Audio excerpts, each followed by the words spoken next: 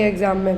पहला क्वेश्चन है the symptom of false labour are all of the following except. तो false labour के यहाँ पर फॉल्स लेबर पेन के सभी सिम्टम है किसी एक को छोड़कर, मतलब कि एक क्या है ट्रू लेबर पेन का साइन है, बाकी सभी फॉल्स लेबर पेन के साइन है। यहाँ पे interval between contraction remain longer, head remain free, emptying of bowel में lead to relief, pain occurs at regular interval. पहला है कि जो कॉन्ट्रैक्शन आते हैं उनके बीच में इंटरवल क्या रहेगा, लंबा रहेगा। दूसरा है हेड रिमेन फ्री। तीसरा है कि आप जब यहाँ पर बाउल ब्लैडर खाली करेंगे तो आपको क्या होगा, रिलीफ होगा, पेन फ्री रहेंगे आप। और चौथा है कि आपके जो कॉन्ट्रैक्शन है, आपको जो दर्द हो रहा है वो क्या कंटिन्यूअस रहेंगे। तो यहाँ पर क्या आपका सही आंसर होगा, दैट मीन्स आपको false labour pain true labour pains में पता होगा अंतर, तब आप आंसर दे पाएंगे। पहली चीज़, जब भी ट्रू लेबर पेन्स आते हैं तो कभी भी आप चाहे लेट लो, बैठ लो, खा लो, पी लो, पोटी हुआ, कुछ भी कर लो, वो ठीक नहीं होते, बढ़ते जाएंगे, वो रेगुलर इंटरवल में रहेंगे। दूसरी चीज़, और यहाँ पर सर्विक्स है जो डायलेट होगी ट्रू लेबर पेन में, जो फॉल्स लेबर पेन में नहीं होती है। तो यहाँ पर भी आपका आंसर क्या होगा, ऑप्शन नंबर 4, क्योंकि जो ट्रू लेबर पेन का साइन पूछा है, फॉल्स लेबर के सब है, ट्रू लेबर का कोई एक है यहाँ पे, वो क्या है, pain occurs at regular interval. क्योंकि ट्रू लेबर पेन में आप कुछ भी कर लो आपको दर्द से राहत नहीं मिलती है। तो यहाँ पर आपका आंसर क्या होगा, option number D. One is the cause of pain in labour is due to all of the following factor except. तो लेबर पेन का जो दर्द होता है आपको, उसके लिए सभी चीज़ें रिस्पॉन्सिबल हैं किसी एक को छोड़कर। फर्स्ट ऑप्शन है myometrial ischaemia during contraction, inefficient sedation, cervical stretching during the dilatation, peritoneal stretching over the fundus. तो जब लेबर पेन आते हैं तो लेबर पेन में आपको लेबर जो पेन आएंगे तो दर्द तो बहुत ज़्यादा होता है, दर्द इस तरीके से होता है कि कुछ हड्डियां टूट जाएं उतने के बराबर। तो लेबर पेन में दर्द होगा, उसके सभी जो फैक्टर्स हो सकते हैं, कारण हो सकते हैं किसी एक को छोड़कर। पहला होगा myometrial ischaemia during contraction, contraction के कारण यहाँ पे दर्द होता है, और कॉन्ट्रैक्शन कैसे होते हैं, बढ़ते ही जाते हैं। फिर दूसरा है यहाँ पर इनएफिशिएंट सेडेशन, तो ऐसा नहीं है, सेडेट कर देंगे तो आपको पेन तो फील ही नहीं होगा, तो ये बिल्कुल भी रीज़न नहीं होगा। फिर है सर्वाइकल स्ट्रेचिंग, या सर्विक्स 10 सेंटीमीटर तक डायलेट होती है, तो इसीलिए सर्वाइकल स्ट्रेचिंग के कारण भी सर्वाइकल स्ट्रेचिंग के कारण भी आपको क्या होगा, दर्द फील होगा। Peritoneal stretching over the fundus, जो आपका फंडस है, यूट्रस का नाम दिया जाता है फंडस, कब, जब उसमें बेबी हो, फीटस हो, तो अब उस फंडस में क्या होगा, पेरिटोनियल स्ट्रेचिंग के कारण फंडस में जो बड़ी हुई है वो नीचे की तरफ जब पुश करा जाएगा कॉन्ट्रैक्शन के कारण, तो उसके कारण भी दर्द होगा। तो यहाँ पर सभी फैक्टर्स हैं किसी एक को छोड़कर, तो जो नहीं होगा वो क्या होगा, इनएफिशिएंट सेडेशन, बाकी सभी होंगे। Clear. Next one is disappearance of cervix during labour is called. तो देखिए, प्रसव के दौरान गर्भाशय ग्रीवा के गायब होने को क्या कहा जाता है। तो जब लेबर पेन आते हैं तो उस टाइम पे सर्विक्स नहीं दिखती है, डिसअपियर हो जाएगी, रहती है क्योंकि बिना उसके तो बच्चा ही बाहर नहीं आएगा, लेकिन इस टाइम पर क्या होगा कि दिखेगी नहीं। लेबर के टाइम पर क्या टर्म यूज़ करेंगे आप उसको, डायलिटेशन, राइपनिंग, इफास्टमेंट या फ्लैटिंग डाउन। तो जो टर्म यूज़ किया जाएगा ड्यूरिंग द लेबर, जब सर्विक्स डिसअपियर हो जाए तो वो क्या होगा, वो होगा एफास्टमेंट। तो कार्डिनल मूवमेंट आपने पढ़े हैं वही, सर्विक्स बहुत ज़्यादा स्ट्रेच होके थिन हो जाएगी, स्ट्रेचिंग होगी, क्यों, क्योंकि डायलेट होना है, डायलेट होने के लिए स्ट्रेच तो होना पड़ेगा, और स्ट्रेच होगी तो बहुत ज़्यादा थिन हो जाएगी, और इसी थिननेस के कारण सर्विक्स दिखेगी नहीं, और इसके लिए जो टर्म यूज़ किया जाएगा वो होगा एफास्टमेंट ऑफ सर्विक्स। डायलिटेशन का तो मतलब ही है कि सर्विक्स का ओपन होना, और जब जैसे जैसे सर्विक्स स्ट्रेच होगी, मतलब कि इफास्टमेंट होगा और डायलेट होगी, तो वैसे वैसे सर्विक्स दिखना बंद हो जाएगी। क्यों, क्योंकि ये पतली होगी, बहुत थिन रहेगी, इसलिए। तो यहाँ पर आपका आंसर क्या होगा, इफास्टमेंट। इफास्टमेंट का मतलब ही होता है थिनेस, मतलब थिन होना मतलब बहुत कम दिखेगी या फिर डिसअपियर हो जाएगी। Next is the graphical representation of the progress of labour in which cervical dilatation and descent of head is plotted against the time is called. तो यहाँ पर ग्राफिकल रिप्रेजेंटेशन है किसका, प्रोग्रेस ऑफ लेबर का, जिसमें जो सर्विक्स क्या dilate होते जाएगी, क्या होगी, सर्विक्स डायलेट होगी और जो फीटल हेड है वो नीचे की तरफ जाएगा। तो क्या कौन से यहाँ पर जो टाइमिंग है और जो डायलेटेशन इन दोनों को किस ग्राफिकल रिप्रेजेंटेशन में दिखाया जाएगा कि जो लेबर की प्रोग्रेस है वो कैसी हो रही है। इलेक्ट्रोकार्डियोग्राम में, पार्टोग्राम में, वाइटल ग्राफ की, लेबर ग्राफ पे बहुत इजी है दिखाया जाता है पार्टोग्राम में और पार्टोग्राफ में कि सर्विक्स कितनी डायलेट हो रही है, क्या डिसेंडिंग है, कितना कॉन्ट्रैक्शंस आ रहे हैं, सब चीज़ें यहाँ पे इंक्लूड होंगी किसमें, पार्टोग्राफ में। Next one, during active phase of labour head is delivered by. तो प्रसव पीड़ा के सक्रिय चरण के दौरान सिर द्वारा प्रसूत किया जाता है। तो यहाँ पर लेबर के टाइम पर जो एक्टिव फेज होगी, यहाँ पर क्या है, एक्टिव फेज है, तो जो हेड है वो किस तरीके से बाहर आएगा, flexion, extension, abduction, F none of the above. तो एक कार्डिनल मूवमेंट है यहाँ पर, ये आएगा किसके थ्रू, एक्सटेंशन के थ्रू। क्या होगा, हेड है जो एक्सटेंड होके बाहर की तरफ आएगा। तो एक्टिव फेज में जो हेड है किस तरीके से आएगा, एक्सटेंशन के थ्रू। Next one is estimated date of delivery is calculated using. तो ईडीडी को कैसे कैलकुलेट किया जाता है, मैकडोनल्ड रूल से, नेगल्स रूल से, रूल ऑफ 9 से या फिर डांस फॉर्मूला से, किससे है जो ईडीडी कैलकुलेट की जाती है। तो ईडीडी कैलकुलेट करने के लिए जो फॉर्मूला अपनाया जाता है वो है नेगल्स रूल। क्या है, नेगल्स रूल का मतलब है first day of your LMP plus 7 days -3 month भी कर सकते हैं आप, प्लस 1 ईयर, या फिर डायरेक्ट इस तरीके से निकालें तो ज़्यादा बेटर है। एलएमपी का पहला दिन, लास्ट मेंस्ट्रुअल पीरियड का पहला दिन, plus 7 days plus 9 month equal to EDD, estimated date of delivery. Next one is the nausea and the vomiting which generally starts around 4 to 6 week of pregnancy is। तो nausea vomiting है generally 4 से 6 week की pregnancy में feel होता है। जैसे जैसे second trimester आने वाला होता है nausea vomiting अपने आप ठीक हो जाती है। तो इसको क्या कहा जाता है, एमनोरिया, मॉर्निंग सिकनेस, गैलेक्टोपोइसिस या फिर अर्ली सिम्टम्स। क्या टर्म यूज़ किया जाएगा किसके लिए, जो आपको 4 से 6 वीक की प्रेगनेंसी में नोजिया हो रहा है, वॉमिटिंग हो रही है, तो इसके लिए टर्म यूज़ किया जाता है हाइपर एमेसिस ग्रेविडेरम। और यहाँ पर जो आप फील होते हैं वो कहलाएगा मॉर्निंग सिकनेस। इनकेस आपको ऑप्शन में यहाँ पर क्या हो, मॉर्निंग सिकनेस की जगह हाइपर एमेसिस ग्रेविडेरम है तो आप उसको मार्क कर सकते हैं। लेकिन आपको जो जनरली डॉक्टर मेडिकल टर्म में तो हाइपर एमेसिस ग्रेविडेरम कहेंगे, क्यों, क्योंकि प्रेगनेंसी में बहुत ज़्यादा वॉमिटिंग हो रही है। तो लेकिन आपको साथ में नोजिया भी मतलब फील हो रहा है कि उल्टी होने वाली है, लेकिन हो भी जाती है, तो क्या है, मॉर्निंग सिकनेस। और ये होता है किस, कौन से हार्मोन के कारण, एचसीजी हार्मोन के कारण। यहाँ पे ऐड कर देते हैं जो वॉमिटिंग के लिए, प्रेगनेंसी में वॉमिटिंग के लिए जो हार्मोन रिस्पॉन्सिबल है वो क्या है, वो एचसीजी। रिलीज कौन करता है, सिंक्टोट्रोफोब्लास्ट सेल्स। प्लेसेंटा की जो सिंक्टोट्रोफोब्लास्ट सेल्स हैं वो इसको क्या करेंगी, रिलीज करेंगी इस हार्मोन को। इसी के कारण प्रेगनेंसी में वॉमिटिंग होती है। Human chorionic gonadotropin hormone. Next one, the first fetal movement felt by the mother is called. तो माँ को जो पहले फीटल मूवमेंट फील होते हैं वो क्या कहलाते हैं, लाइटनिंग, क्विकनिंग, कोलाज्मा या फ्लाइना नियाग्रा।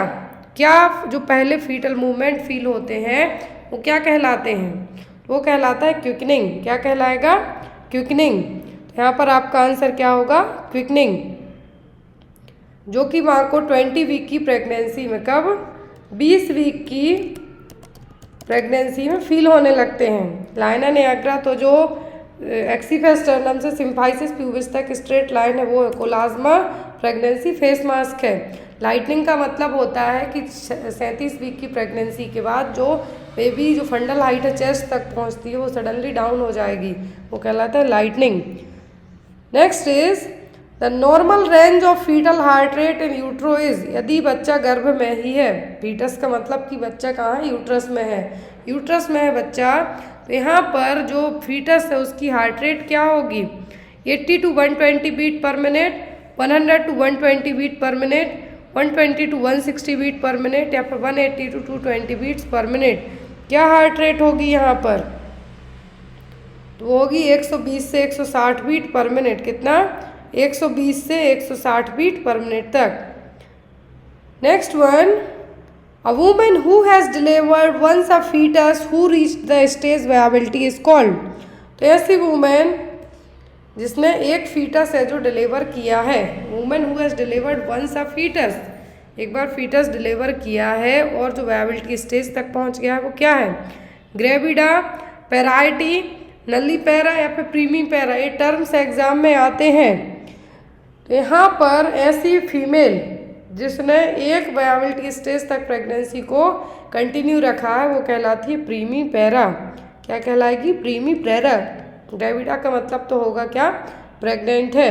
नली पैरा का मतलब कभी भी प्रेग्नेंट होके एक वायबिलिटी स्टेज तक तो नहीं गई, मतलब एक बच्चे को वायबल स्टेज तक तो लेके नहीं जा पाए, तो वो क्या कहलाएगा यहाँ पर, होगा आपका प्रीमी पैरा। नेक्स्ट वन,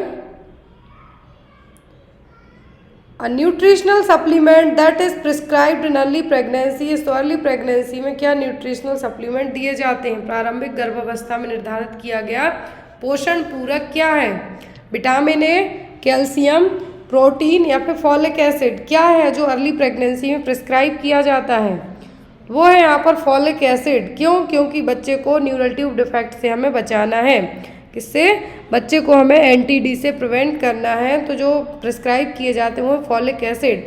बच्चे की जो न्यूरल ट्यूब होती है उसको बनने के लिए फॉलिक एसिड बहुत ज़्यादा ज़रूरी होता है, माँ के अंदर ऑलरेडी रहता है, लेकिन उस जो न्यूरल ट्यूब बनने वाली है सबसे पहले वही फॉर्मेट होती है, तो उसके बनने के लिए बहुत ज़्यादा फॉलिक एसिड की ज़रूरत होती है। इसीलिए जब आप कंसीव करना चाहते हैं, कोई माँ कंसीव करना चाहती है या फिर कंसीव कर चुकी है, तो एज अर्ली एज पता चले फॉलिक एसिड स्टार्ट कर दिया जाता है। Next one, the colour of lochia rubra is, तो लोचिया रूब्रा का कलर कैसा होगा, ब्राउन, रेड, येलो या फिर वाइट। रूब्रा मतलब इनिशियली जो डिलीवरी हुई उसके बाद जो ब्रीडिंग होती है वो कैसी होगी, रेड कलर की होगी, वो क्या कहलाता है, लोचिया रूब्रा। सिरोसा, सिरोसा होगा पिंकिश ब्राउन टाइप का, और जो एल्वा होगा लास्ट में होगा जो होगा वाइटिश येलो टाइप का, जो कि 10 से 28 दिन में, लेकिन इनिशियल टाइम में रूब्रा डार्क रेड कलर का होगा, सिरोसा पिंकिश ब्राउन जो कि फर्स्ट वीक में, फर्स्ट सेकेंड वीक में रहेगा, जो थर्ड नंबर पे आएगा एल्वा, होगा 28 दिनों तक। Next one is, how many weeks post delivery is called puerperium period, कितने सप्ताह बाद प्रसव को प्रसव उत्तर काल अवधि कहा जाता है। जो परपीरियम पीरियड है कब तक कहलाएगा, डिलीवरी के बाद, 4 वीक, 6 वीक, 8 वीक या फिर 10 वीक। सबको पता है पोस्ट पार्टम पीरियड और परपीरियम पीरियड का मतलब 6 हफ्ते और 42 दिन तक, कितना, 6 वीक और 42 डेज। नेक्स्ट इज, और इन्हीं 42 डेज और 6 हफ्तों में जो यूट्रस नॉन प्रेग्नेंट स्टेट में रिवर्ट बैक होगी, तो पूरे रिप्रोडक्टिव ऑर्गन है वो वापस से नॉन प्रेग्नेंट स्टेट में जाएंगे। Next one, the thin serous fluid secreted from breast during the 24 to 48 hour following delivery is called, delivery के बाद 24 से 48 घंटों के दौरान ब्रेस्ट से निकलने वाले पतले सीरस द्रव को क्या कहा जाता है, four milk, hind milk, colostrum या मैच्योर मिल्क। तो ये कहलाता है कोलेस्ट्रम। क्या है, कोलेस्ट्रम, जो इनिशियल टाइम पे येलोइश टाइप का रहेगा, इसमें सबसे ज़्यादा प्रोटीन रहेंगे, इम्यूनोग्लोबुलिन्स होंगे, एंटीबॉडीज़ होंगी, तो क्या कहलाएगा, कोलेस्ट्रम, जो कि फर्स्ट 48 आवर से लेके 48 घंटों तक सीक्रेट होगा। तो यहाँ पर आपका आंसर क्या होगा, कोलेस्ट्रम। फोर मिल्क होगा जो कि एक मैच्योर मिल्क की तरह ही होगा जब आपका बेबी फीड करना स्टार्ट करेगा। हाइंड मिल्क वो कहलाएगा जब आपका बेबी फीड करने के बाद फीड छोड़ने वाला हो, मतलब एक बार ब्रेस्ट मिल्क से फीड करता है, तो जो इनिशियल आएगा वो है फोर मिल्क, जो आफ्टर दैट आएगा मतलब जो छोड़ने वाला है वो कहलाएगा hind milk. Next one is which of the following medicine can be used for suppression of lactation। अब मान लीजिए कोई माँ प्रेग्नेंट होने के बाद डिलीवर किया बच्चा, वो अपने बच्चे को किसी भी रीज़न से फीड नहीं कराना चाहती, लेकिन ब्रेस्ट में मिल्क बन रहा है, यदि बना हुआ छोड़ दिया तो इंगॉर्जमेंट हो सकता है, इन्फेक्शन भी हो सकता है, मिल्क यदि भरा रहेगा ब्रेस्ट में तो यहाँ पर कुछ ना कुछ मेडिकेशन आती हैं कि लैक्टेशन को सप्रेस करना है। तो क्या है? Injection methergine, injection oxytocin, tablet cabergoline या फिर प्रोजेस्ट्रॉन। क्या यूज़ किया जाएगा लैक्टेशन सप्रेस करने के लिए? तो लैक्टेशन सप्रेस करने के लिए मैं अपनाया जाएगा होंगी टैबलेट कैब्रोगोलिन। क्या है? टैबलेट कैब्रोगोलिन है जो यूज़ की जाएंगी ताकि लैक्टेशन को क्या किया जा सके, सप्रेस किया जा सके। Next one is keeping the baby with the mother in the cot is called. क्या है? Keeping the baby with the mother in the cot is called. बच्चे को माँ के साथ रखना क्या कहलाएगा? Rooming in, kangaroo mother care, neonatal care. क्या केयर कहलाएगी वो जिसमें बच्चे को माँ के साथ रखा जाएगा? तो वो कहलाएगा क्या? वो होगा आपका रूमिंग इन। क्या होगा? Rooming in. Next is kangaroo mother care. तो बच्चे के लिए माँ के चेस्ट से लगा के रखना है। जो बच्चे हाइपोथर्मिया लो बर्थ वेट बेबीज़ हैं उनको माँ के चेस्ट से लगा के रखना है। फिर फैमिली का कोई सा भी मेंबर कंगारू मदर केयर दे सकते हैं, लेकिन माँ और बच्चे को एक ही कॉट पे रखना क्या कहलाएगा? रूमिंग इन। नेक्स्ट है यहाँ पर the colour of amniotic fluid in meconium stained liquor is. तो यदि एमनियोटिक फ्लूइड में मेकोनियम आ जाए, जो बेबी का फर्स्ट पासिंग स्टूल आ जाए, वो यदि आ जाए तो यहाँ पर क्या कलर हो जाएगा? किसका? एमनियोटिक फ्लूइड का। ग्रीनिश, वाटरी, वाइट या फिर रेडिश। कौन से कलर का मेकोनियम एमनियोटिक फ्लूइड हो जाएगा? तो होगा ग्रीनिश कलर का। कौन सा? ग्रीनिश कलर का। नॉर्मली होता है जो नॉन कलर ही हम ये कह सकते हैं, या फिर पेल कलर का रहेगा, लेकिन यदि मेकोनियम आ जाए किसमें? एमनियोटिक फ्लूइड में, उसका कलर चेंज होगा और वो कैसा होगा? वो होगा ग्रीनिश टाइप का। रेड है मतलब कुछ हेमरेज जो ब्लीडिंग के कारण हो गया है। टोबैको जूसी है मतलब आईयूडी के कारण हो गया है। Next one the component of active management of third stage of labour include all except. तीसरी स्टेज में क्या होता है? प्लेसेंटा बाहर आता है। जो प्लेसेंटा है वो बाहर आएगा। तो इसमें क्या, इस स्टेज का नाम ही क्या दिया गया? Third stage of labour. इसमें सबसे मेन टारगेट आपका रखा जाता है ब्लीडिंग को प्रिवेंट करना, कि ज़्यादा ब्लीडिंग ना हो। सब चीज़ें यूज़ की जाएंगी किसी एक को छोड़कर। Use of oxytocin, uterine massage, delivery of placenta या फिर रूमिंग इन। तो थर्ड स्टेज ऑफ लेबर में ऑक्सीटोसिन दिया जाएगा ताकि कॉन्ट्रैक्शन हो, कॉन्ट्रैक्शन होते रहेंगे तो पीपीएच को प्रिवेंट किया जाएगा। यूट्राइन मसाज की जाएगी ताकि जो प्लेसेंटा अंदर रह गया उसको बाहर निकाला जा सके, और यहाँ पर डिलीवरी की जाएगी प्लेसेंटा की। तो आपका आंसर क्या होगा? रूमिंग इन, क्योंकि एक्सेप्ट करके आपको क्वेश्चन पूछा गया है इसलिए। Next one during labour injection oxytocin has to be administered intravenously in which of the following way. तो यहाँ पर प्रसव पीड़ा में निम्नलिखित में से किस में ऑक्सीटोसिन को इंट्रावीनस रूप से प्रशासित किया जाता है, या फिर कौन सा रूट अपनाया जाता है? बोलस फॉर्म में, इंट्रावीनस इन्फ्यूज़न में, फास्ट पुश में कि आईएम में? पहली चीज़ आईवी दिया जाएगा, आईवी दिया जाएगा, लेकिन फास्ट नहीं दिया जाएगा, स्लो रेट में दिया जाएगा। तो यहाँ पर आपका आंसर क्या होगा? Intravenous infusion. क्या होगा? Intravenous infusion. तो ऑलरेडी आपको लेबर पेन हो रहे हैं, फिर आपको ऑक्सीटोसिन क्यों दिया जाना है? क्योंकि आपकी बॉडी तो ऑलरेडी बनाती है। तो ये आपको इसलिए दिया जाना ताकि और अच्छे से प्रॉपर कॉन्ट्रैक्शन आए। कॉन्ट्रैक्शन अच्छे आएंगे तो डिलीवरी जल्दी होगी, डिलीवरी जल्दी होगी तो बच्चा इजीली बाहर आएगा और उसको प्रॉब्लम्स नहीं होंगी। तो यहाँ पर आपका आंसर क्या होगा? Option number B. Next one if the placenta is not delivered within 30 minute of delivery of the baby it is called. तो यदि प्लेसेंटा डिलीवरी के 30 मिनट के अंदर तक डिलीवर नहीं होता है तो क्या टर्म यूज़ किया जाएगा? Placenta previa, postpartum haemorrhage, retained placenta या फिर प्लेसेंटल इस्चीमिया, क्या टर्म अपनाया जाएगा? यदि डिलीवरी हो गई है बच्चे की, बेबी बाहर आ गया लेकिन प्लेसेंटा को बाहर नहीं आए हुए भी 30 मिनट हो गए, तो आप क्या टर्म यूज़ करेंगे? तो वो कहलाएगा रिटेंड प्लेसेंटा। क्या होगा? Retained placenta. फिर इसको मैनुअली और ऑक्सीटोसिन दे के है जो बाहर निकाला जाएगा, मोस्ट ऑफ दी मैनुअल निकाला जाएगा, वेट करते हैं 30 मिनट, नहीं आता है, फिर फंडल मसाज के थ्रू इसको बाहर निकाला जाएगा, मैनुअल बाहर निकाला जाएगा। प्लेसेंटा प्रीविया का तो मतलब है कि प्लेसेंटा का सेंटर पार्ट में ना अटैच होकर यूट्रस में जो सर्वाइकल ओस है वहाँ पे आके कवर कर लेना, वो है प्लेसेंटा प्रीविया। रिटेंड प्लेसेंटा का मतलब है कि अंदर ही रह जाना। Next one, if the placenta is not delivered within 30 minute of delivery then it can be removed by. तो देखिए यहाँ पे नेक्स्ट क्वेश्चन में कहा है कि यदि प्लेसेंटा 30 मिनट तक बाहर नहीं निकलता है, डिलीवर नहीं होता है, तो क्या कैसे आप बाहर करेंगे? By control traction, manual method, surgery या फिर नन ऑफ द अबव। तो ये निकाला जाएगा किससे? मैनुअल मेथड से।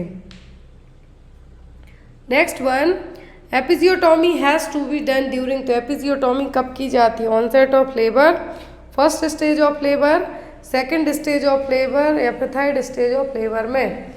तो एपिजियोटॉमी की जाती है जब क्राउनिंग हो जाए, मतलब हेड बाहर की तरफ आ जाए, तो ये होता है सेकंड स्टेज ऑफ लेबर में। कब?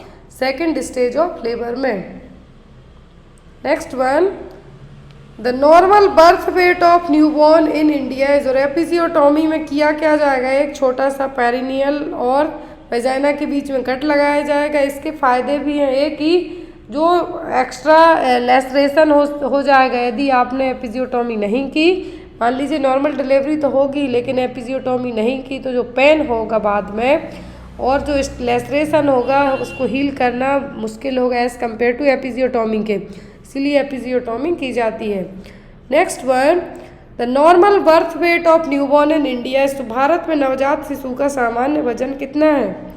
1.5 to 2.5 kg, 2.5 to 3.5, 3.5 to 4.5 या फिर 4.5 to 5 kg। तो नॉर्मल इंडियन न्यूबॉर्न बेबीज़ का वजन होता है 2.5 किलो से 3.5 किलोग्राम तक। यदि 2.5 kg से कम बच्चे पैदा होते हैं वजन के, तो उनको क्या कहा जाता है? क्या टर्म अपनाया जाता है? उनको अपनाया जाता है लो बर्थ वेट बेबीज़। क्या? Low birth weight babies. तो यहाँ पर जो बच्चे 2.5 kg से लेकर ऊपर है, मतलब वो क्या है? नॉर्मल बर्थ वेट के साथ डिलीवर हुए हैं। Next one, wiping of the amniotic and making the baby dry prevents heat loss from the infant. Heat loss is the first half hour is largely due to which amniotic fluid. तो यहाँ पर amniotic fluid में ऐसा क्या होगा? जब बच्चा बाहर आता है तो उसको ड्राई किया जाता है, उसको तुरंत रैप किया जाता है ताकि हीट लॉस से बचाया जा सके। तो इसका रीज़न है क्या? क्यों ऐसा किया जाता है? कंडक्शन के कारण, कन्वेक्शन, एवापोरेशन या रेडिएशन। तो ये जो पूरा यहाँ पे खेल है बच्चे को ड्राई करके रैप करना, वो होता है हाइपोथर्मिया से बचाने के लिए। किससे? हाइपोथर्मिया से बचाने के लिए। और जो एमनियोटिक फ्लूइड के बाद बच्चा जब बाहर आएगा तो बच्चे में हीट कैसे बाहर निकलेगी? वो होगी हीट एवापोरेशन के कारण। तो इसीलिए इसी से प्रिवेंट करने के लिए बच्चे को तुरंत ड्राई करके, डिलीवर होने के बाद तुरंत ड्राई करके उसको कवर किया जाता है ताकि बच्चे को आप हीट लॉस से बचा सकें। किसके थ्रू? हीट कैसे लॉस होगी? इवापोरेशन के कारण। Next one, when should breast feeding started. तो ब्रेस्ट फीडिंग कब स्टार्ट करनी चाहिए? 24 hour after birth, 12 hour after birth, 1 hour after birth या फिर नन ऑफ द अबव। 24 घंटे के बाद, 12 घंटे के बाद, 1 घंटे के बाद या फिर इनमें से कोई नहीं। तो ब्रेस्ट फीडिंग स्टार्ट की जाती है सून एज पॉसिबल, जितने जल्दी हो सके। लेकिन यहाँ पर ऑप्शन में आपको यदि सबसे कम आवर वाली बात की जाए तो वो होता है 1 घंटा, within 1 hour. What should be the oxygen pressure of arterial blood. तो धमनी रक्त का ऑक्सीजन दबाव कितना होना चाहिए? 30 to 60 mm of Hg, 90 to 120 mm of Hg, 120 to 150 mm of Hg या फिर 60 to 90 mm ऑफ Hg। तो यहाँ पर प्रेशर पूछा गया है कि कितना प्रेशर होना चाहिए, ऑक्सीजन प्रेशर है जो आर्टेरियल ब्लड में, मतलब जो ब्लड आर्टरीज में फ्लो हो रहा है उसमें कितना ऑक्सीजन का प्रेशर होना चाहिए। तो यहाँ पर जो ऑक्सीजन प्रेशर होगा वो कितना होगा 60 to 90 mm ऑफ Hg। कितना 60 से 90 mm ऑफ Hg तक प्रेशर है जो होना चाहिए। Next one, a newborn baby is delivered and has a visible secretion, the method of suction to be followed. यदि न्यूबॉर्न बेबी डिलीवर हुआ है, उसके मुंह से जो सीक्रेशन दिख रहे हैं, तो आप कौन सी मेथड से सक्शनिंग करेंगे? क्वेश्चन में है नवजात शिशु को प्रसव कराया जाता है और एक दृश्य स्राव होता है, सक्शन की विधि का पालन किया जाता है, कौन सी विधि से सक्शनिंग करेंगे आप? Nose first then mouth, mouth first and then nose, deep inside mouth up to larynx, या फिर hold baby upside down and clean. कैसे आप करेंगे यहाँ पर? तो वो होगा mouth first and then the nose, पहले मुंह से फिर आफ्टर दैट आप नोज से सक्शनिंग करेंगे, ताकि जो मुंह में जो सीक्रेशन है वो बच्चा एस्पिरेट करके लंग्स में ना ले जाए। इसीलिए पहले आप सक्शनिंग कहाँ करेंगे? माउथ में, then after the nose. Clear? Next one is white cheesy material on the skin of newborn present at birth. तो न्यूबॉर्न बेबी की बॉडी पर जो वाइट कलर का चीजी जो एक सब्सटेंस लगा हुआ होता है वो क्या कहलाएगा? लेन्यूगो, वर्निक्स सेजोसा, एमनियोटिक फ्लूइड, या फिर ब्राउन फैट, क्या कहलाएगा? वाइट कलर का चीजी मटेरियल जो बच्चे की स्किन पे रहेगा वो कहलाएगा वर्निक्स सेजोसा। लेन्यूगो तो फाइन टिनी हेयर होते हैं जो बच्चे की बॉडी पे रहेंगे, बहुत सॉफ्ट हेयर रहेंगे, वो है यहाँ पर। ब्राउन फैट जो बच्चे की बॉडी पर ही ब्राउन फैट देखने को मिलता है, वाइट टाइप के आँखों के यहाँ फेस पे दाने दाने होते हैं, वो है यहाँ पर।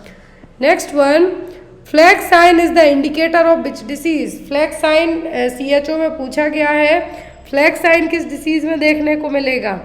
क्वासियोरकर, मरासमस, रिकेट्स, या फिर ऑस्टियोमलेशिया। फ्लैग साइन किस में देखने को मिलेगा? फ्लैग साइन देखने को मिलेगा क्वासियोरकर में। फ्लैग साइन का मतलब है जो हेयर हैं दो टाइप के कलर के होंगे, ब्राउन टाइप के और ब्लैक, और इसमें जैसे आपके झंडे के कलर्स चेंज होते हैं उसी तरीके से होगा। तो यहाँ पर उस साइन को क्या कहा गया है? Flag sign. Next is at what stage does the menstrual cycle in the girls and spermatogenesis begins in the boys. किस स्टेज में लड़कियों में मेंस्ट्रुअल साइकिल और लड़कों में स्पर्मेटोजेनेसिस की प्रोसेस स्टार्ट होती है? लेट एडोलेसेंस स्टेज में, मिडिल एडोलेसेंस स्टेज में, अर्ली एडोलेसेंस स्टेज में, कि लेट चाइल्डहुड में? किस एज में स्पर्मेटोजेनेसिस की प्रोसेस स्टार्ट होगी लड़कों में? मेंस्ट्रुअल साइकिल मतलब पीरियड्स आना स्टार्ट होंगे लड़कियों में, होगा मिडिल एडोलेसेंस। कौन सी? Middle adolescence. ये देखिए मिडिल का मतलब है 14 से 16 साल में, बट नाउअडेज हम बात करें तो 12 या 13 साल में ही लड़कियों के पीरियड्स आना स्टार्ट हो जाते हैं। तो यहाँ पर अर्ली एडोलेसेंट स्टेज क्या कहलाती है? 11 से 14 साल की। लेकिन WHO की हम मानें तो 10 से 19 साल तक के एज ग्रुप को एडोलेसेंस एज में रखा गया है। और जो पीरियड्स आना लड़कियों में और बॉयज़ में स्पर्म का बनना, जिस प्रोसेस को कहा गया है स्पर्मेटोजेनेसिस, तो वो होगा मिडिल एडोलेसेंस स्टेज में। Next is adequacy of birth breast feeding can be assisted by all of the following except. जन्म के समय स्तनपान की मात्रा का मूल्यांकन उपरोक्त सभी के द्वारा किया जा सकता है, किसी एक को छोड़कर। Passes urine 6 to 8 hour per day, sleep for 2 to 3 hour after feed, gain weight adequately, crosses birth weight by 3 days। कैसे पता चलेगा कि बर्थ जो ब्रेस्ट फीड करा रहे हैं उसमें सब चीज़ें अच्छे से हो रही हैं, किसी एक को छोड़कर? बच्चा 6 से 8 बार सूसू जाएगा, एक बार फीड करने के बाद एटलीस्ट 2 घंटे तो सोएगा ही सोएगा, वेट है जो प्रॉपर बढ़ेगा। लेकिन आफ्टर डिलीवरी के बाद बच्चे का वजन 10% तक घटता है। क्यों? क्योंकि एमनियोटिक फ्लूइड में रहेगा, फूला हुआ रहेगा बच्चा, लेकिन वो इवापोरेशन के कारण घटेगा। तो यहाँ पर अब कहा गया कि cross birth weight by 3 days, तो ऐसा नहीं होता, वजन घटता है। शुरू के 1 वीक तक वजन घटेगा, देन आफ्टर बढ़ना स्टार्ट होगा। तो यहाँ पर जो कहा है एक्सेप्ट, वो क्या होगा? Crosses birth weight by 3 days। Next one is normal body temperature of newborn. Newborn का नॉर्मल बॉडी टेम्परेचर कितना होगा? 36 to 36.8 degree Celsius, 36.5 to 37.4, 37 to 38 degree, 37 to 40 degree Celsius कितना होगा नॉर्मल बॉडी टेम्परेचर, तो होगा 36.5 से लेके 37.4 डिग्री सेल्सियस तक, कितना 36.5 टू 37.4 डिग्री सेल्सियस तक। आपका question number 33, while preparing for neonatal resuscitation the bag and mask should be checked for all of except. तो जब आप नवजात पुनर्जीवन दैट मीन्स न्यूनेटल रिससिटेशन के लिए तैयारी करते हैं तो बैग और मास्क चेक करेंगे, इसमें सभी चीज़ें होनी चाहिए किसी एक को छोड़कर। Appropriate size of the face mask, bag for री इन्फ्लेशन, एडिक्वेट प्रेशर या फिर सक्शन कैथेटर। तो न्यूनेटल रिससिटेशन के टाइम पर आपको सभी चीज़ें चेक करनी है किसी एक को छोड़कर। तो आपको जो प्रेशर चेक करना है, जो आप यहाँ पर न्यूनेटल रिससिटेशन के टाइम पर जो एम्बू बैग यूज़ करेंगे और जो मास्क यूज़ करेंगे उसका प्रेशर चेक करना है। फेस की जो फेस मास्क है जो उसकी साइज़ प्रॉपर छोटी बड़ी तो नहीं है, बच्चे के लिए सफिशिएंट है या नहीं वो चेक करना है आपको। बैग है जो री इन्फ्लेट होता है, डिफ्लेट होकर री इन्फ्लेट होता है या नहीं, ये चीज़ें चेक करना है।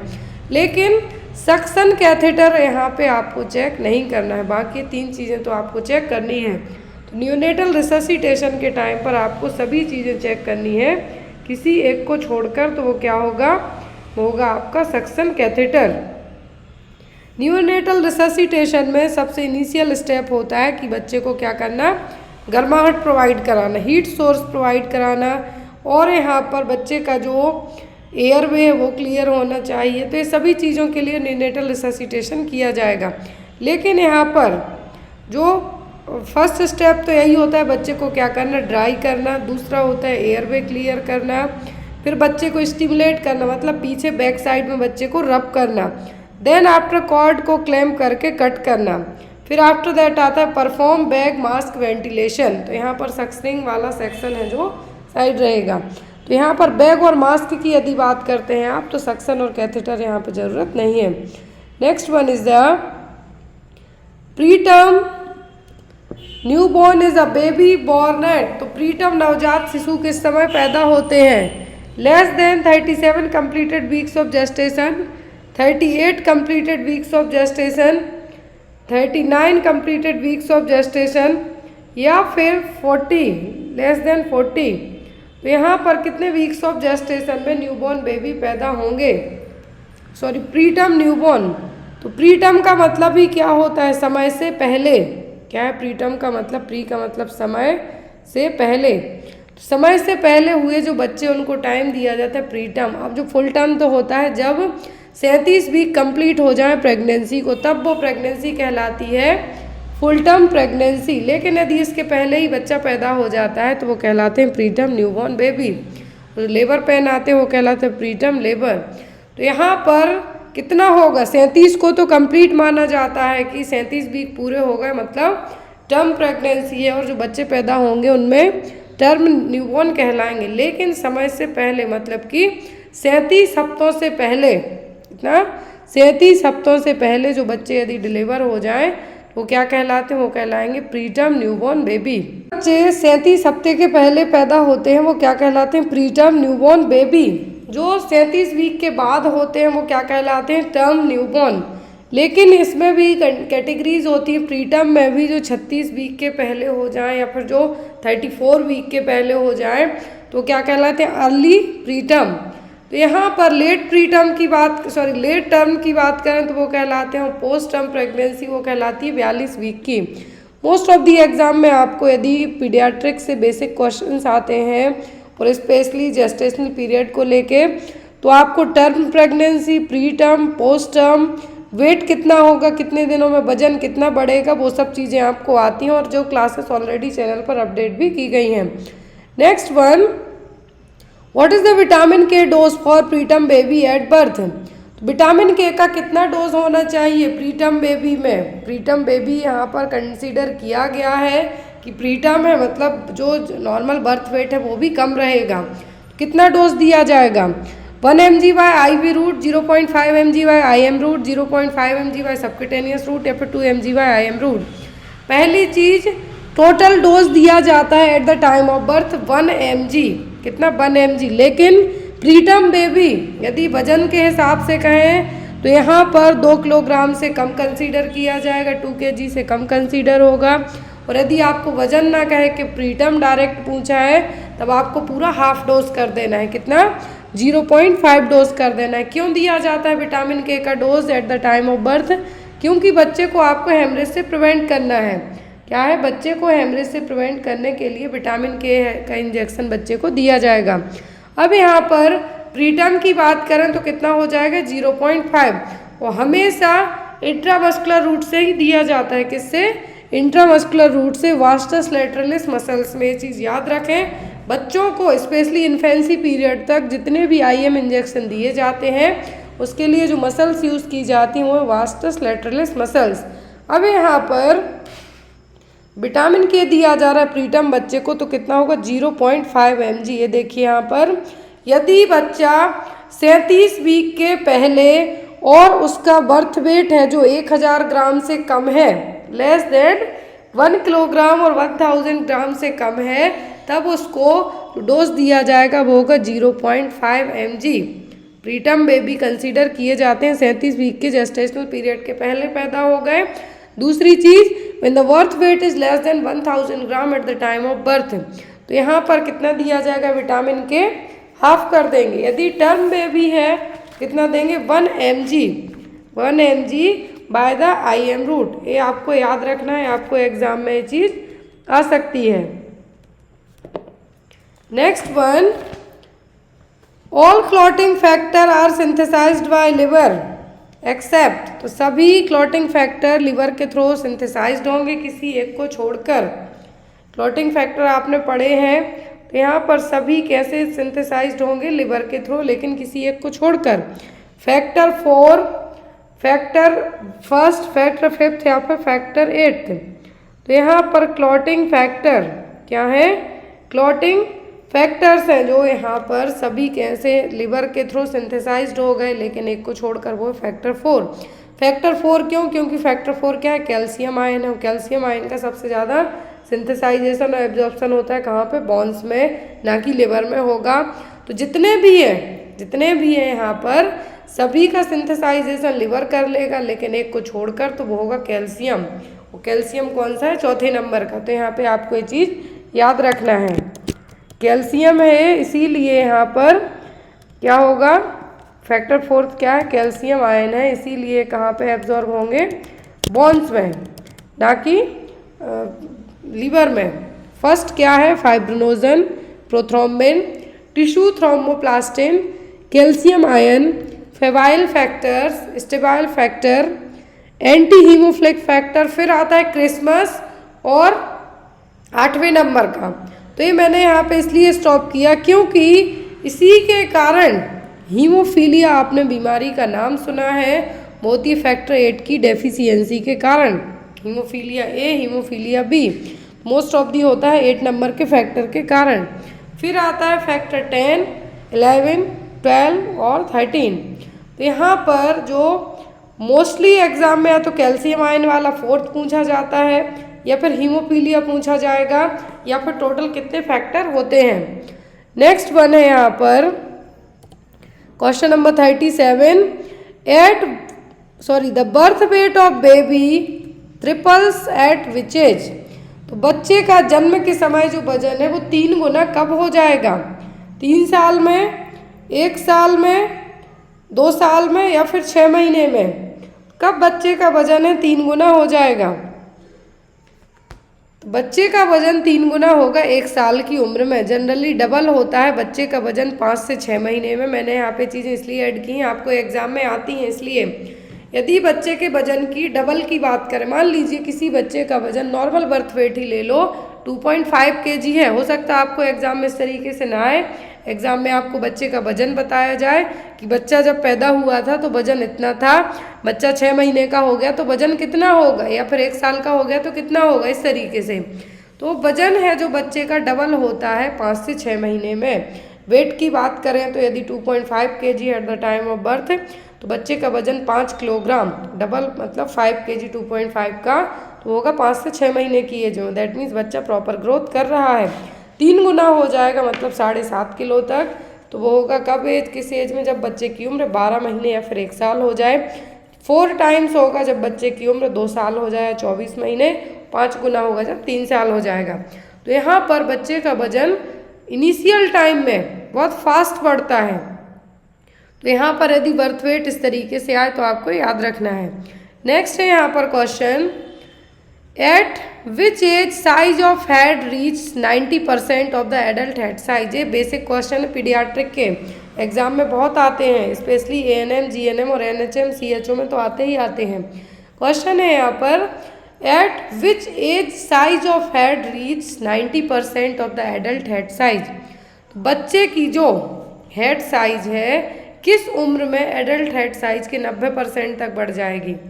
2 साल में, 7 साल में, 4 साल में या फिर 9 साल में? किस उम्र तक बच्चे के हेड की साइज 90% तक एडल्ट हेड साइज के हो जाएगी?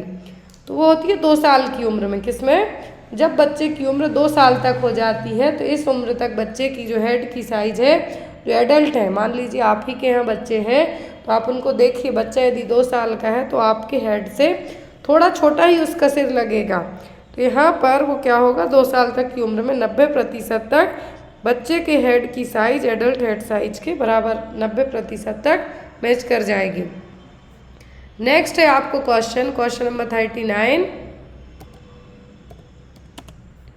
Arjun award in given in which field. ये अभी क्वेश्चन आपको एग्जाम में, यदि आप नर्सिंग का पेपर देते हैं तो आपको आदित्य L1, चंद्रयान 3 और जो अवार्ड, नेशनल अवार्ड अभी दिए गए हैं वो सभी आपको एग्जाम में आ सकते हैं। स्पेशली UPPSC वालों को तो आते ही आते हैं। Arjun award is given in which field. किस क्षेत्र में दिया जाता है? Exceptional service in emergency, bravery on battlefield, outstanding performance in sports, exceptional service in slum dwellers में। किस फील्ड में काम करने पे अर्जुन अवार्ड दिया जाता है? नाम से ही आप अंदाज़ा लगा सकते हैं। अर्जुन जो महाभारत के थे वो बहुत कैसे थे, एक्टिव टाइप के पर्सन रहे हैं। तो यहाँ पर अर्जुन अवार्ड भी दिया जाता है स्पोर्ट्स के क्षेत्र में। किसमें? स्पोर्ट्स में आप अपनी या फिर हम ये कह सकते हैं कि बहुत ही अच्छा काम करने पर, आउटस्टैंडिंग परफॉर्मेंस यदि आप अपनी स्पोर्ट्स में देते हैं तब ये अवार्ड दिया जाता है। Next one, the first Indian to receive Nobel prize in literature was. पहले इंडियन कौन थे जिनको नोबेल प्राइज मिला था लिटरेचर के क्षेत्र में? Mother Teresa, CV Raman, Rabindranath Tagore, Sarojini Naidu. मिल सबको चुका है, लेकिन पहला मिला था किसको? रविंद्रनाथ टैगोर को 1913 में। जो वंदे मातरम लिखा गया है तो किसने लिखा है? रविंद्रनाथ टैगोर ने। तो यहाँ पर इनके लिए अवार्ड मिल चुका है। कब? 1913 में पहला अवार्ड पाने वाले नोबेल प्राइज विनर रहे हैं।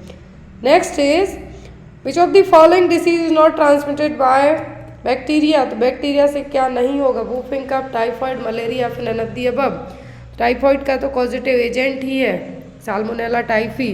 वुफिंग कफ के लिए बॉर्डेटेला पर्ट्यूसिस। अब मलेरिया तो होगा मॉस्किटो के बाइट करने से, फीमेल एनाफ्लीस के काटने के कारण। तो यहाँ पर जो चीज़ नहीं होगी बैक्टीरिया से वो क्या होगी? मलेरिया। वुफिंग कफ के लिए रिस्पॉन्सिबल है बॉर्डेटेला पर्ट्यूसिस, टाइफाइड के लिए साल्मोनेला टाइफी। नेक्स्ट इज, अभी इसी महीने में आई थिंक राजस्थान में GNM और ANM का एग्ज़ाम भी होने वाला है। राजस्थान में GNM ANM वालों का भी पेपर है। BC Roy award is given in the field of. तो BC रॉय अवार्ड किस फील्ड में दिया जाता है? ऑप्शन में है यहाँ पर म्यूजिक, जर्नलिज्म, मेडिसिन या फिर स्पोर्ट। तो BC रॉय अवार्ड दिया जाता है किसमें? मेडिसिन के क्षेत्र में। और इस साल जो अवार्ड दिया गया है डॉक्टर BC रॉय अवार्ड, वो दिया गया है किसको? सदानंद पुजारी, यूरोलॉजिस्ट हैं जो कि वेनलॉक के हॉस्पिटल मैंगलोर के, यहाँ पे मैं इनका नाम ऐड करती हूँ आपको बहुत इजीली याद रहेगा। 2023 के जो BC रॉय अवार्ड दिया जाता है मेडिकल के क्षेत्र में, मेडिसिन के क्षेत्र में, मेडिकल के क्षेत्र में, इस साल मिला है सदानंद पुजारी को। ये मैंगलोर के रहने वाले हैं और मैंगलोर के हॉस्पिटल में काम भी करते हैं, जो कि क्या है? यूरोलॉजिस्ट हैं। क्या है? यूरोलॉजिस्ट हैं, जिनको ये मिला है doctor BC Roy state level award मिला है आउटस्टैंडिंग परफॉर्मेंस के लिए। तो इस साल मिला है मैंगलोर में, किसके लिए? डॉक्टर सदानंद पुजारी। नाम याद रखें, एग्जाम में आपको आ सकता है। Next is question number 43। Hirakud dam is located in which river? Hirakud बांध किस नदी पर है? अभी बाढ़ें खूब आई बीच में, अभी तो बारिश ही नहीं हो रही बट बीच में खूब बाढ़ें आई, तो आपको पता होना चाहिए क्योंकि अलग अलग डैम के गेट खोले गए थे। तो हीराकुंड बांध है जो किस नदी पे बना है? यमुना, कावेरी, महानदी या फिर भार्गवी? कौन सी नदी पर हीराकुंड बांध बना हुआ है? तो ये बना है महानदी पर, उड़ीसा में। कहाँ पर? उड़ीसा में महानदी के ऊपर ये बांध बनाया गया है। नेक्स्ट वन इज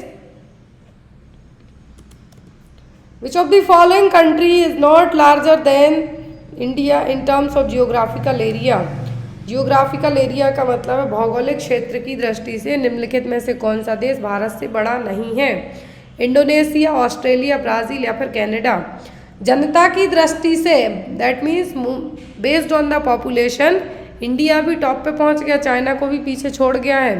तो यहाँ पर जनता की दृष्टि से भारत बड़ा है, लेकिन जियोग्राफिकल एरिया की बात करें हम तो ऑस्ट्रेलिया भी बड़ा है, ब्राज़ील भी है, लेकिन यहाँ पर इंडोनेशिया भारत से बड़ा देश नहीं है based on the geographical area. Clear? Next question है आपका question number 46। Who is the father of botany? तो वनस्पति विज्ञान के जनक कौन है? Adam Smith, George Roman, Theophrastus, Carl Linnaeus? कौन है बॉटनी के जनक? तो है थियोफ्रास्टस। कौन है? थियोफ्रास्टस। ये आपने 11th 12th में पढ़े हैं बायोलॉजी में। तो यहाँ पर नेक्स्ट क्वेश्चन है आपका 47। Which body has replaced Medical Council of India? MCI को किसने रिप्लेस कर लिया है? Medical Confederation of India, National Medical Commission या फिर मेडिकल बॉडी ऑफ इंडिया? फिर none of the above. Question I think UPNHM में पूछा गया है। UPNHM में जो पेपर हुआ था तो उसमें पूछा गया है। तो यहाँ पर जो मेडिकल काउंसिल ऑफ इंडिया है, क्या है? मेडिकल काउंसिल ऑफ इंडिया, इसका रिप्लेसमेंट किया है किसने? नेशनल काउंसिल ऑफ इंडिया ने, सॉरी नेशनल मेडिकल कमीशन ने। किसने? नेशनल मेडिकल कमीशन ने ये अभी है जो इसको रिप्लेस कर लिया है। Next one is the on which date World Heart Day celebrated? तो हर साल हम विश्व हृदय दिवस कब मनाते हैं? इसी महीने मनाने हैं आपको। अभी जो फर्स्ट वीक है वो न्यूट्रिशनल वीक चल रहा है सितंबर का, याद रखें। सितंबर का पहला हफ्ता क्या है? न्यूट्रिशनल वीक है। तो यहाँ पर हर साल आप है जो वर्ल्ड हार्ट डे कब मनाते हैं? सितंबर 23, 25, 27 और 29 को। तो हर साल हम विश्व हृदय दिवस मनाते हैं 29 सितंबर को। कब? World Heart day. तो यहाँ पे आपको याद रखना है वर्ल्ड हेल्थ डे तो आपने याद रखा है, ये यहाँ पर वर्ल्ड हार्ट डे। विश्व हृदय दिवस आप मनाते हैं सितंबर 29 को। कब? सितंबर 29 और सितंबर 29 को। तो यहाँ पर पहली बार मनाया गया था 2000 में। कब? पहली बार है जो first world Heart day celebrate किया था कब? 2000 में। लेकिन आफ्टर दैट यहाँ पर 2011 से हर साल जब संडे पड़ता है, सीधी सी बात करें हम तो जब संडे पड़ेगा तब, तो यहाँ पर जो अभी 2025 तक का टारगेट रखा है WHO के अकॉर्डिंग कि हमें पूरे विश्व से हृदय हार्ट से रिलेट करती हुई प्रॉब्लम को क्या करना है? हराना है, डिफीट करना है। तो वर्ल्ड हार्ट डे हम कब मनाते हैं? सितंबर 29 को। Next is separation begins at the center of the placenta and slide down the birth canal like a folded umbrella. This method of placenta separation referred as। जब placenta का separation side से हो, जैसे अम्ब्रेला आपका fold होता है उस तरीके से होता है, तो ये कौन सी मेथड है प्लेसेंटा के सेपरेट होने की? Brandt's Andrews Schultze's mechanism, Duncan mechanism, Fritsch manoeuvre. तो यहाँ पर एक कौन सी मेथड है जिसमें प्लेसेंटा सेंटर पार्ट से जनरली डिटैच होना चाहिए लेकिन ये साइड से हो जाए, तो ये क्या कहलाएगी? ये कहलाएगी स्लट्स मैकेनिज्म। देखिए दो तरीके की मेथड होती हैं, एक होती है सेंट्रल वाली मतलब स्लट्ज, और दूसरी होती है कौन सी? मार्जिनल, जिसको मैथ्यू डनकन सेपरेशन कहेंगे। इसमें बीच में क्लॉट का फॉर्मेशन होने का रिस्क ज़्यादा रहता है और यहाँ पर रिटेंट प्लेसेंटा भी हो सकता है। तो जो सेंट्रल फ्लड सेपरेशन है ये सबसे अच्छी मेथड है, जिसमें प्लेसेंटा क्या है, सीधा अम्ब्रेला के जैसे, देखिए फोल्डेड अम्ब्रेला के जैसे